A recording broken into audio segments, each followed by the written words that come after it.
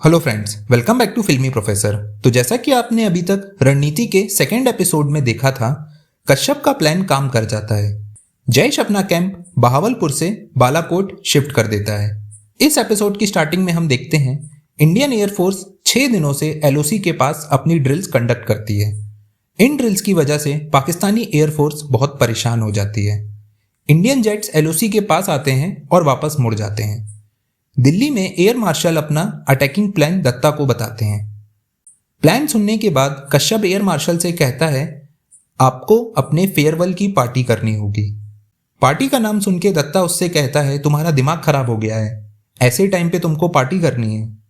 तब कश्यप उसको बताता है कि सर, इंडियन एयरफोर्स के सबसे बड़े ऑफिसर की पार्टी हम इग्नोर कर सकते हैं, आईएसआई नहीं करेगा।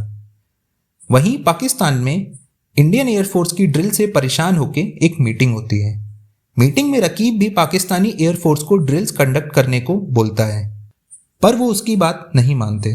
वो रकीब से कहते हैं, इंडियन एयर मार्शल का रिटायरमेंट है, ऐसे में वो कोई एग्रेसिव स्टेप नहीं लेंगे।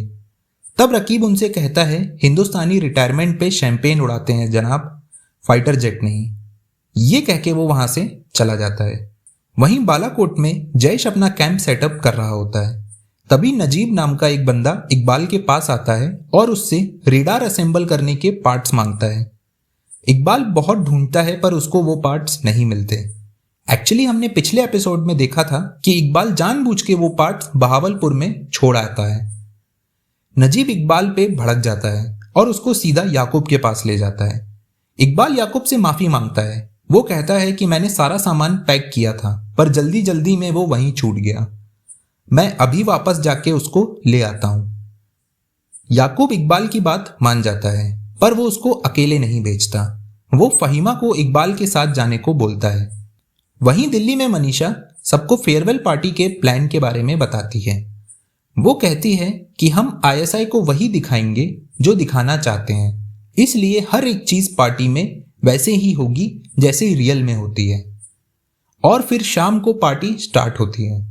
हर एक चीज पार्टी में वैसे ही की जाती है जैसे एयरफोर्स का ट्रेडिशन रहता है। और फिर ऑपरेशन स्टार्ट होता है।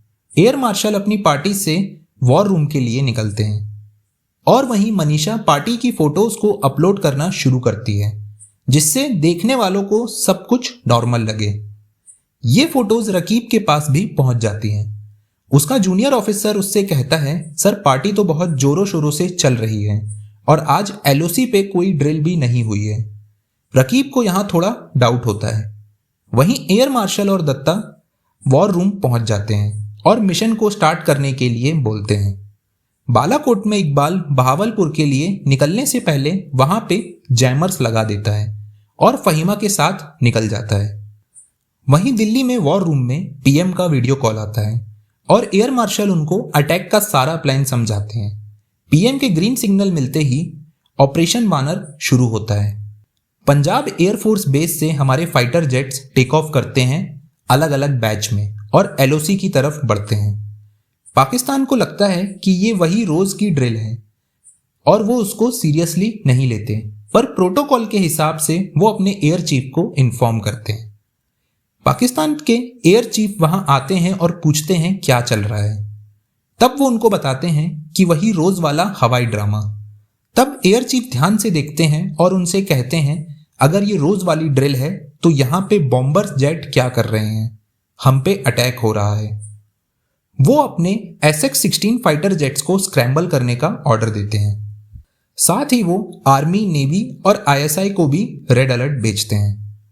रकीब एयरफोर्स चीफ को बहावलपुर के साथ बाकी एरिया भी कवर करने को बोलता है और फिर इंडियन एयरफोर्स का प्लान काम कर जाता है। पाकिस्तानी एयरफोर्स अपने सारे जेट्स बहावलपुर की तरफ भेज देती है। कश्यप ज़ारा से ग्वालियर एयरफोर्स बेस को कांटेक्ट करने को बोलता है और वहां के सारे मोबाइल टावर्स को जैम करवा देता है। वहीं एलओसी पे मौसम बहुत खराब रहता है। एयर मार्शल इसका पूरा फायदा उठाते हैं। वो अपने 2 प्लेन्स को वापस बुलाते हैं और 2 प्लेन्स को एलओसी का चक्कर लगाने को बोलते हैं। पाकिस्तान ये समझ नहीं पाता कि चल क्या रहा है। वहीं पाकिस्तानी एयरफोर्स के चीफ रकीब को वीडियो कॉल करते हैं। वो उसको बताते हैं कि इंडियन एयरफोर्स का लास्ट फॉर्मेशन भी 40 मिनट तक चक्कर लगाने के बाद वापस मुड़ गया है। अब बहावलपुर सेफ है, हमारे सारे जेट्स उसकी सुरक्षा में हैं। ये सुन के रकीब की बत्ती जलती है। वो उससे कहता है कि वो चाहते थे कि हम बहावलपुर को प्रोटेक्ट करें। वहीं ग्वालियर एयरफोर्स बेस से फाइटर जेट्स टेक ऑफ करते हैं बालाकोट की तरफ। पाकिस्तान में रकीब अपना दिमाग दौड़ाता है।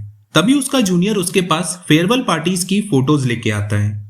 वो उन फोटोज में मनीषा को पहचान लेता है और रकीब को बताता है कि ये लेडी मीडिया वाली हैं, पर ये एयरफोर्स की पार्टी में क्या कर रही हैं।